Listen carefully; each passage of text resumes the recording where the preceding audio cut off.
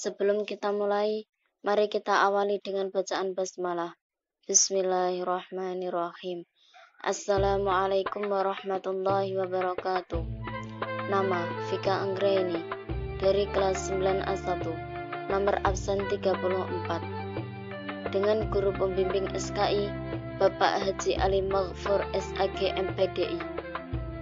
Saya akan menjelaskan bab 3 tentang peranan pesantren dalam dakwah Islam. Meta konsep peranan pesantren dalam dakwah. Yang pertama, pengertian pondok pesantren. Yang kedua, tujuan pondok pesantren. Yang ketiga, fungsi pondok pesantren. Yang keempat, pesantren sebagai lembaga dakwah. Yang pertama, pengertian pondok pesantren. Istilah pondok pesantren terdiri dari dua kata, yaitu pondok dan pesantren.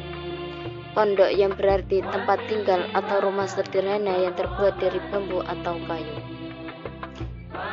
Ada juga yang mengatakan kata pondok berasal dari bahasa Arab funduk yang berarti asrama. Kata pesantren berarti lembaga pendidikan yang fokus mengajarkan ilmu-ilmu dunia atau ilmu agama dengan metode non-klasikal seperti di sekolah umum. Dinamakan sebuah pesantren jika ada beberapa unsur-unsur yang dipenuhi. Yang pertama, ada kiai sebagai pengasuh. Yang kedua, ada asrama atau pondoknya. Yang ketiga, ada masjidnya. Yang keempat, ada para santri yang belajar di dalam. Yang kelima, ada kitab-kitab klasik berbahasa Arab sebagai bahan pembelajaran. Yang pertama, kiai atau seorang ulama merupakan unsur yang paling penting suatu pondok pesantren. Yang kedua, asrama atau pondok adalah tempat tinggal bagi para santri dan menjadi pembeda dengan sistem pendidikan tradisional di masjid-masjid di kebanyakan di negara-negara Islam di lainnya.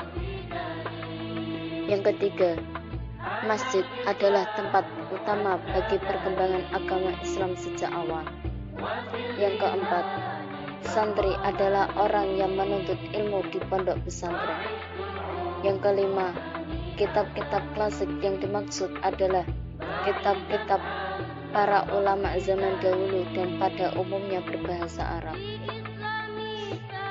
Ada beberapa metode pembelajaran.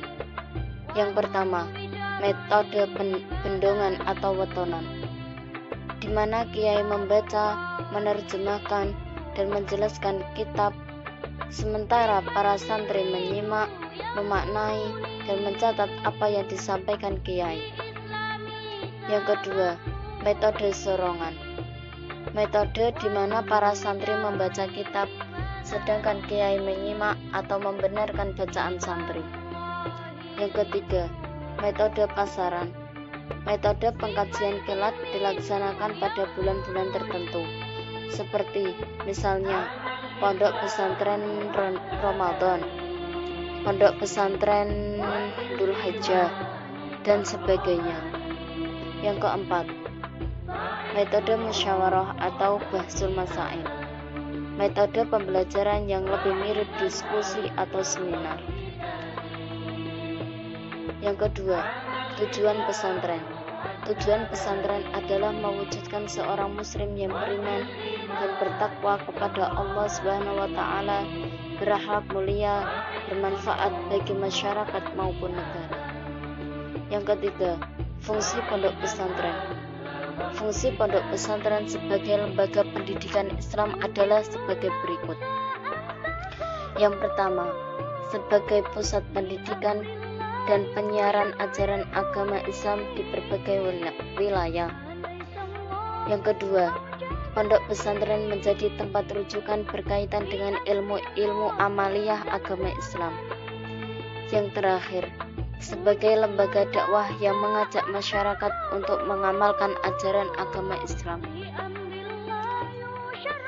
Yang keempat, peranan pesantren sebagai lembaga dakwah. Dakwah adalah mengajak manusia dengan cara ma'ruf kepada jalan yang benar sesuai dengan perintah Allah SWT untuk memaslahatan dan kebahagiaan manusia di dunia dan akhirat. Dakwah merupakan kegiatan bertujuan untuk pengembangan masyarakat muslim. Dakwah mengandung arti panggilan dari Allah dan Nabi untuk umat manusia agar percaya kepada ajaran Islam dan mewujudkan ajaran yang diyakininya itu ke dalam seluruh aspek kehidupan. Cukup sekian dari saya, terima kasih.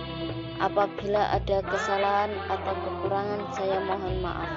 Wassalamualaikum warahmatullahi wabarakatuh.